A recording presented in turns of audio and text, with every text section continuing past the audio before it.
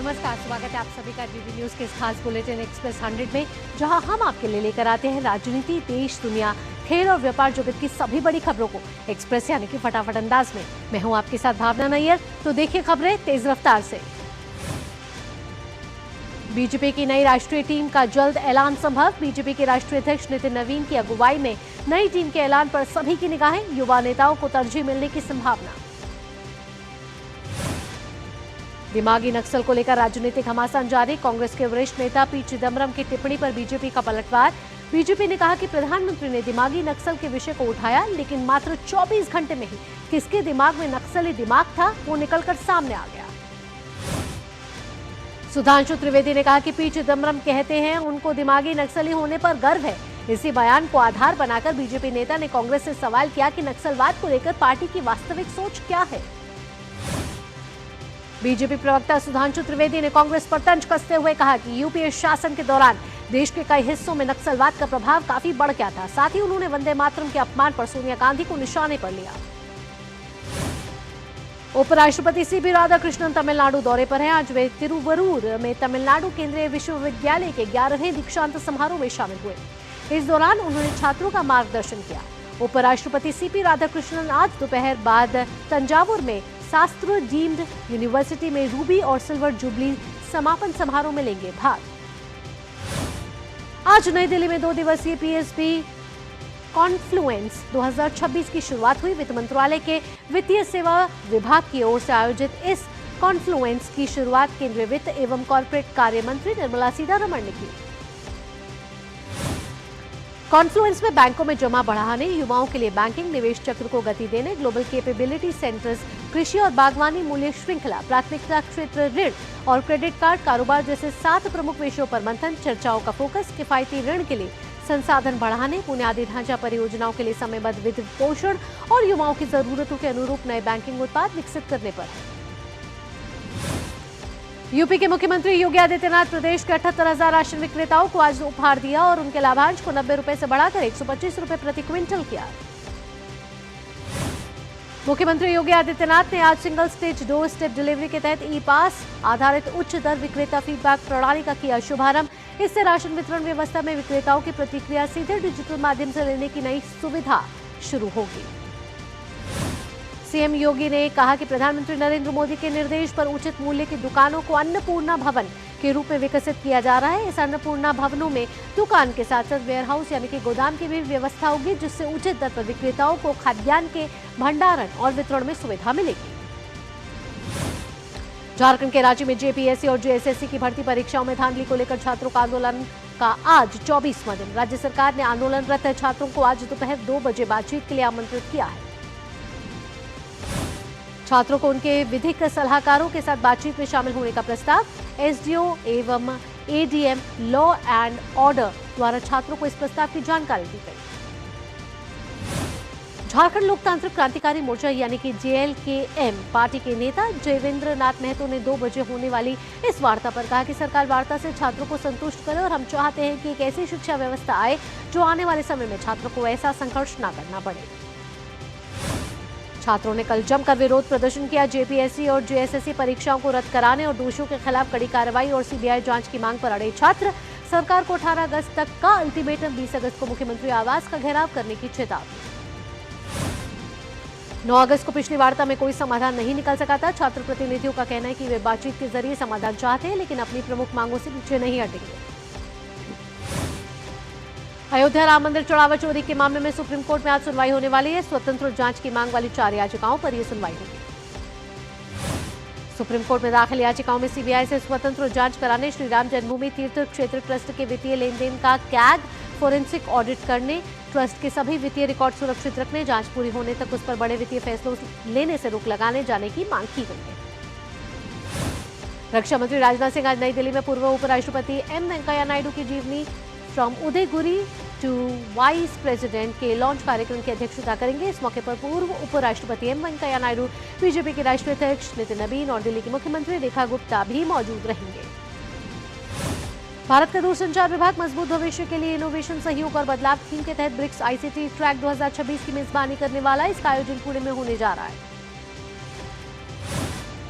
भारत कल 18 अगस्त को नई दिल्ली में ब्रिक्स देशों के पर्यावरण मंत्रियों की 12वीं बैठक की मेजबानी करने जा रहा है। केंद्रीय पर्यावरण, वन और जलवायु परिवर्तन मंत्री भूपेंद्र यादव इस बैठक में होंगे शामिल। आज ब्रिक्स पर्यावरण कार्य समूह की बैठक होने जा रही है। इसमें पर्यावरण, जलवायु परिवर्तन और सस्टेनेबल डेवलपमेंट पर चर्चा हो रही है। काहिरा में भारत मिस्र ब्रिक्स साझेदारी सम्मेलन का आयोजन किया गया। सम्मेलन के उद्घाटन सत्र में विदेश मंत्रालय की सचिव प्रिया रंगनाथन ने कहा, भारत मिस्र की रणनीतिक साझेदारी ब्रिक्स के भीतर सहयोग बढ़ाने और ग्लोबल साउथ की प्राथमिकताओं को आगे बढ़ाने को मजबूत था। चुनाव आयोग ने दिल्ली में वोटर लिस्ट के स्पेशल इंटेंसिव रिवीजन यानी एसआईआर के शेड्यूल में आधिकारिक तौर पर किया बदलाव। बूथ लेवल अधिकारियों द्वारा घर घर जाकर वेरिफिकेशन करने का आज आखिरी दिन।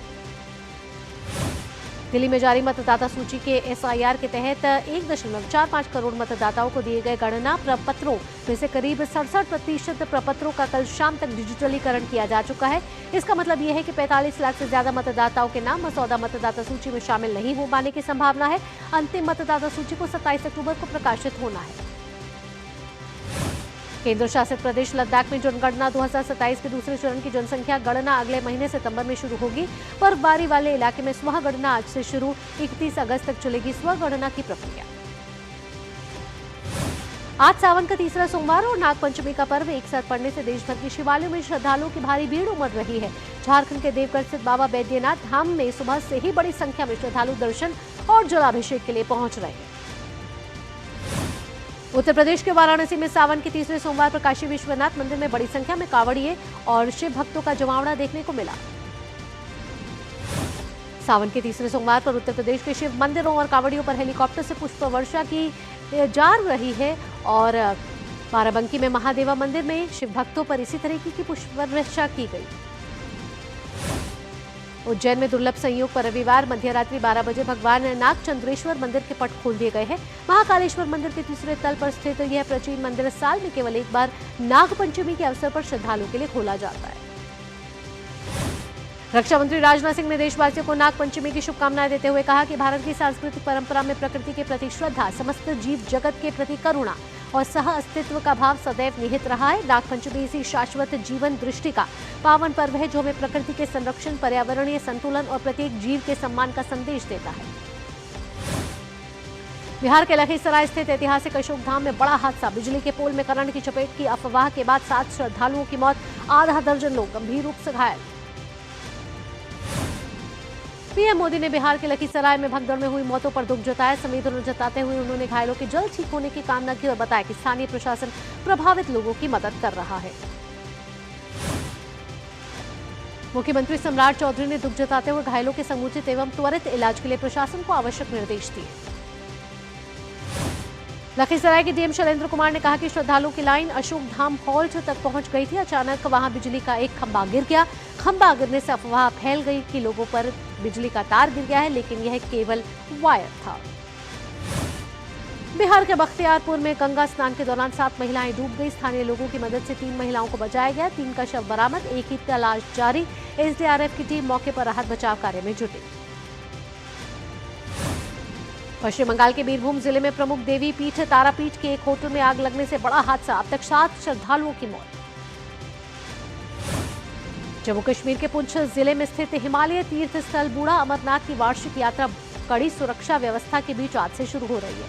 जम्मू कश्मीर के उप राज्यपाल मनोज सिन्हा ने जम्मू बेस कैंप से बाबा बूढ़ा अमरनाथ यात्रा के पहले जत्थे को किया रवाना। हिमाचल प्रदेश के चंबा जिले की विश्व प्रसिद्ध मणिमहेश यात्रा 4 सितंबर से होगी शुरू। श्री कृष्ण जन्माष्टमी से राधा अष्टमी तक चलने वाली इस यात्रा का समापन 19 सितंबर को होगा। हेली टैक्सी सेवा की बुकिंग 25 अगस्त से होगी शुरू। श्रद्धालुओं की सुरक्षा को देखते हुए पंजीकरण अनिवार्य।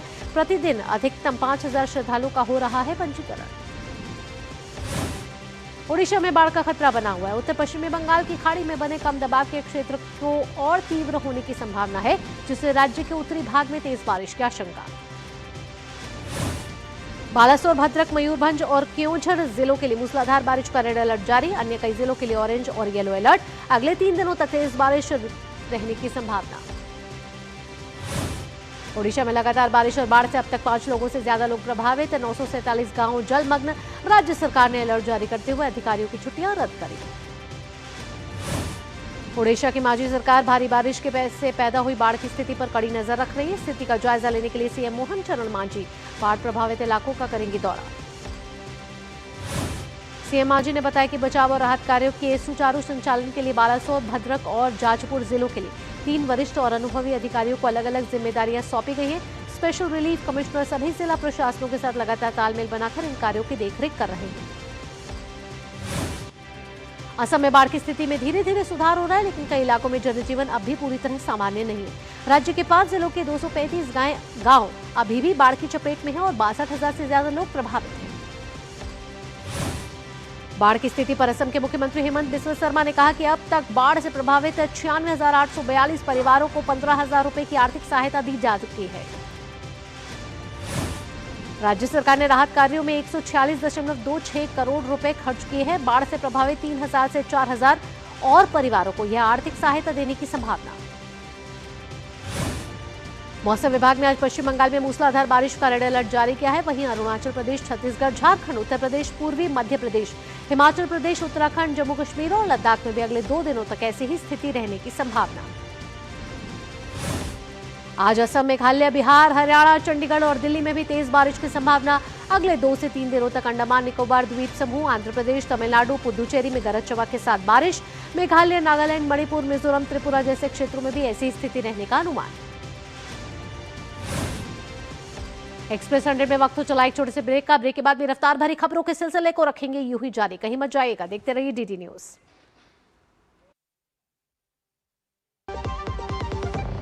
पता है, लोग अक्सर मुझसे पूछते हैं कॉल सेंटर का स्टेडी जॉब क्यों छोड़ा। I wanted more out of life, बस मैंने अपना स्टार्टअप शुरू किया। जानना चाहोगे कैसे? Then start up your own business as an LIC agent. यहाँ सब कुछ है, great products, zero investment, leading organisation and unlimited opportunities. तो क्या आप तैयार है? LIC एजेंट बनो, अब बड़ा सोचो। हमारी वेबसाइट पर जाएं या अपनी नजदीकी LIC शाखा से संपर्क करें।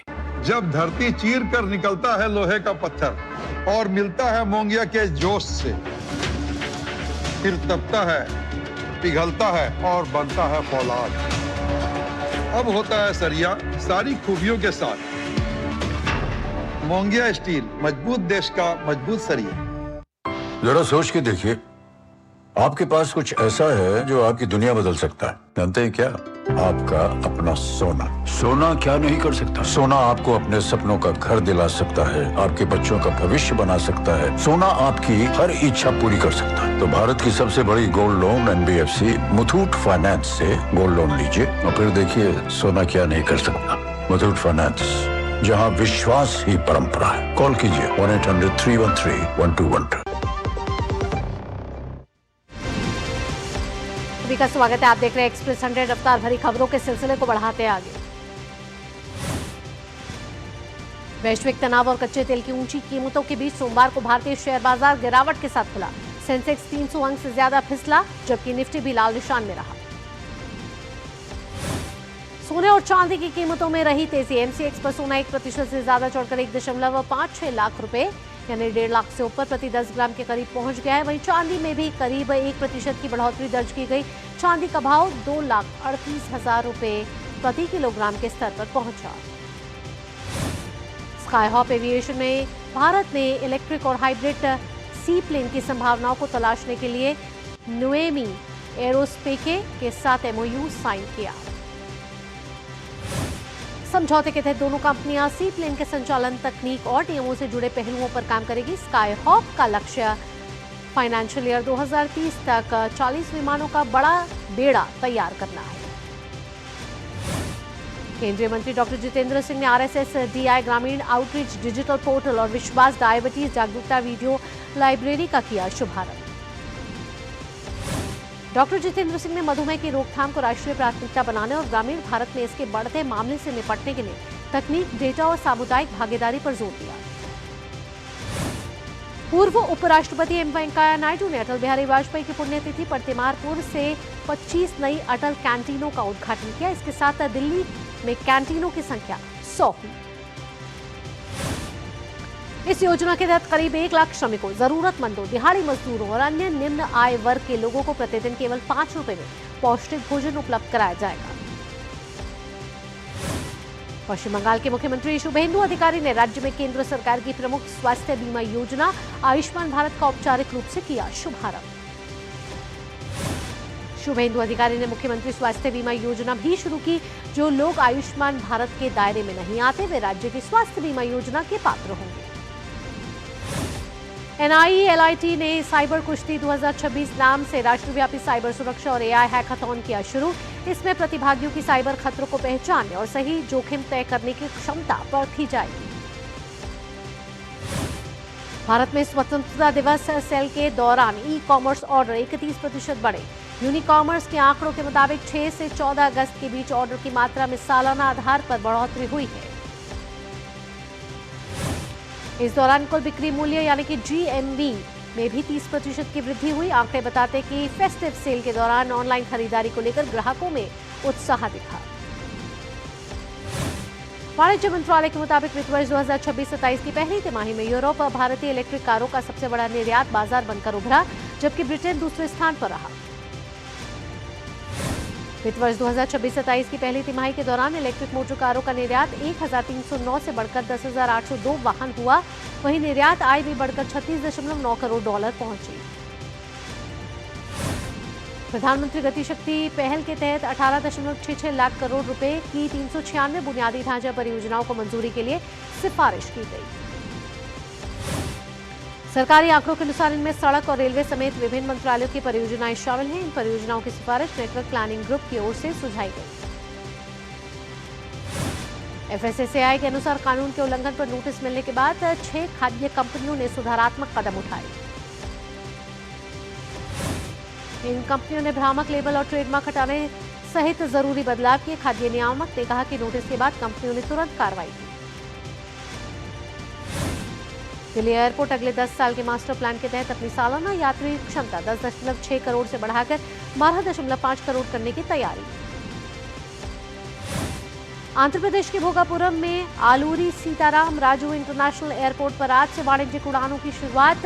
नागरिक उड्डयन मंत्री किंजरापू राम मोहन नायडू ने पहली इंडिगो और एयर इंडिया एक्सप्रेस उड़ानों के यात्रियों को बोर्डिंग पास सौंपे। रूस और यूक्रेन के बीच हमलों का दौर तेज हो गया है। रूस ने यूक्रेन के क्रीवी सहित बड़े स्टील प्लांट पर किया हमला, जिसमें 2 लोगों की मौत और 14 घायल। वहीं यूक्रेन के बड़े ड्रोन हमले में मॉस्को क्षेत्र में एक व्यक्ति की मौत हो और ई-कॉमर्स गोदाम में लगी आग। इस बीच रोमानिया के हवाई क्षेत्र में घुसे एक ड्रोन को नेटो के F-18 ने मार गिराया। राष्ट्रपति डोनाल्ड ट्रंप ने दक्षिण कोरिया के साथ संयुक्त सैन्य अभ्यास कम करने का निर्देश दिया। उन्होंने उल्ची फ्रीडम शील्ड अभ्यास को महंगा बताते हुए कहा कि इसे कम किया जाना चाहिए। यह अभ्यास 7 से 27 अगस्त तक होना है, जिसमें करीब 18,000 दक्षिण कोरियाई सैनिक शामिल होंगे। अभ्यास में ड्रोन, GPS और साइबर हमलों से निपटने की तैयारी। ट्रंप ने उत्तर कोरियाई नेता किम जोंग उन के साथ अपने अच्छे संबंधों का भी जिक्र किया। उत्तर कोरिया इन सैन्य अभ्यासों का लंबे समय से विरोध करता रहा है और इन्हें अपने खिलाफ हमले की तैयारी बताता है। अमेरिकी राष्ट्रपति ट्रंप के दूत जेरेड कुशनर ने मिस्र के उप राष्ट्रपति अब्देल फतेह अल सीसी से की मुलाकात। इस दौरान दोनों ने मध्य पूर्व की स्थिति और गजा युद्ध खत्म करने के प्रयासों पर की चर्चा। इस बैठक में मिस्र के विदेश मंत्री और जनरल इंटेलिजेंस सर्विस के प्रमुख भी हुए शामिल। वहीं जेरेड कुशनर आज इजरायल के प्रधानमंत्री बेंजामिन नेतन्याहू से मुलाकात करेंगे। ईरान के सैन्य कमांडर अमीर हातमी ने अमेरिकी सैनिकों को पकड़ने या मारने वाले ईरानी लड़ाकों के लिए $30,000 इनाम की घोषणा। यूक्रेन के कीव में सैकड़ों यूक्रेनी लोगों ने प्रदर्शन कर हटाए गए रक्षा मंत्री मिखाइलो फेडोरोव की बहाली की मांग की। प्रदर्शनकारियों ने रक्षा सुधार जारी रखने और सरकार से सीधे संवाद की मांग की। आयोजकों ने इस संबंध में राष्ट्रपति कार्यालय को याचिका सौंपी। ग्रीस के सलामिना द्वीप में भीषण जंगल की आग से 2 लोगों की मौत और कई लोग घायल। आग के चलते 502 लोगों को सुरक्षित निकाला गया। दमकल की 260 सदस्यीय टीम आग बुझाने में जुटी। तेज गर्मी और सूखे के कारण ग्रीस समेत यूरोप के कई हिस्सों में जंगल की आग का खतरा और बढ़ा। हवाई में लाला तूफान के कारण करीब 2 लाख ग्राहकों की बिजली हुई गुल। बिग आइलैंड के कुछ हिस्सों में 32 इंच तक हुई बारिश, जिससे भारी नुकसान हुआ। अधिकारियों के मुताबिक तूफान में एक व्यक्ति की मौत और 2 घर बहे। वहीं तेज हवाओं और जलभराव के कारण राहत और बिजली बहाली का काम भी हुआ प्रभावित। BWF विश्व बैडमिंटन चैंपियनशिप का आज से 17 साल बाद भारत में आयोजन होने जा रहा है। पीवी सिंधु महिला एकल वर्ग में भारतीय चुनौती की अगुवाई करेंगी। पुरुष एकल में 21 वर्षीय आयुष शेट्टी के सामने शुरुआत में ही बड़ी चुनौती होने वाली है। उनका मुकाबला मौजूदा विश्व चैंपियन दुनिया के नंबर 1 खिलाड़ी शी यूची से होगा। वहीं 14वीं वरीयता प्राप्त लक्ष्य सेन ऑस्ट्रिया के कोलिन्स वैलेंटाइन फिलोमेन के खिलाफ अभियान करेंगे शुरू। 2021 विश्व चैंपियनशिप में कांस्य पदक जीत चुके लक्ष्य की नजर एक बार फिर पोडियम पर जगह बनाने पर होगी। पुरुष युगल वर्ग में सात्विक साईराज रंकीरेड्डी और चिराग शेट्टी की 5वीं वरीयता प्राप्त जोड़ी से उम्मीदें रहेंगी। यह जोड़ी पहले ही 2 बार विश्व चैंपियनशिप में कांस्य पदक जीत चुकी है। पुरुष एकल वर्ग में आयुष शेट्टी के प्रदर्शन पर होगी नजर। भारतीय हॉकी टीम के सामने आज पुरुष हॉकी टीम में पूल चरण की सबसे बड़ी चुनौती होने वाली है। हरमनप्रीत सिंह की अगुवाई वाली भारतीय टीम का सामना विश्व रैंकिंग में 3रे स्थान पर काबिज इंग्लैंड से होगा।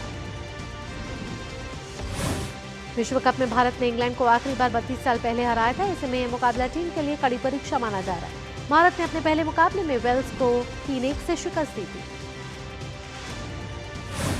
भारतीय महिला हॉकी टीम ने FIH विश्व कप में पूल डी के अपने पहले मैच में चीन के साथ 2-2 से ड्रॉ खेला। भारत के लिए नवनीत कौर और दीपिका ने किए गोल। भारत और श्रीलंका के बीच गॉल में आज पहले टेस्ट के 30वें दिन का मुकाबला खेला जाएगा। भारतीय टीम 9 विकेट पर 460 रन से आगे खेलना करेगी शुरू। ऐसे दिल्ली ने डूरन कप के सेमीफाइनल में स्थान बना लिया है। दिल्ली ने दूसरे हाफ में जबरदस्त प्रदर्शन करते हुए FC रेंगदाई को 5-1 से करारी शिकस्त देकर अंतिम 4 में बनाई जगह।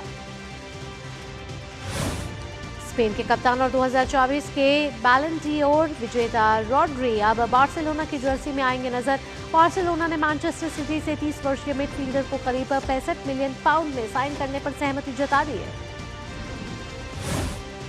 कैमरून ने महिला अफ्रीका कप ऑफ नेशंस में इतिहास रचते हुए पहली बार खिताब अपने नाम कर लिया। फाइनल में कैमरून ने टूर्नामेंट की डेब्यूटी मलावी को 3-2 से करारी शिकस्त दी।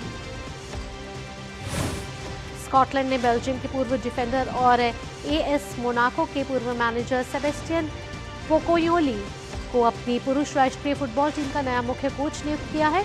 पोकोयोली ने स्कॉटलैंड के साथ 2 साल का करार किया। दुनिया के नंबर 1 खिलाड़ी आर्याना सबालेंका ने सिंसिनाटी ओपन के राउंड ऑफ 32 में जगह बना ली है।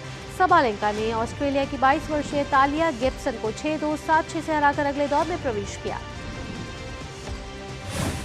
7वीं वरीयता प्राप्त ईगा श्वांतेक ने शानदार प्रदर्शन करते हुए सिंसिनाटी ओपन के अगले दौर में प्रवेश किया। पोलैंड की स्टार खिलाड़ी ने कोलंबिया की इमिलियाना अरांगो को 6-3, 6-0 से दी मात।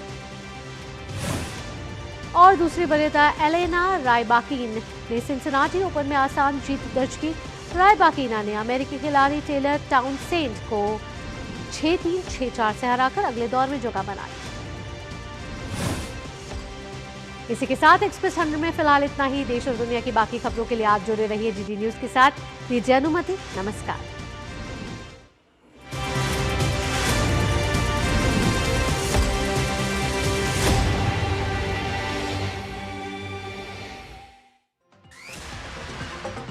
अयोध्या राम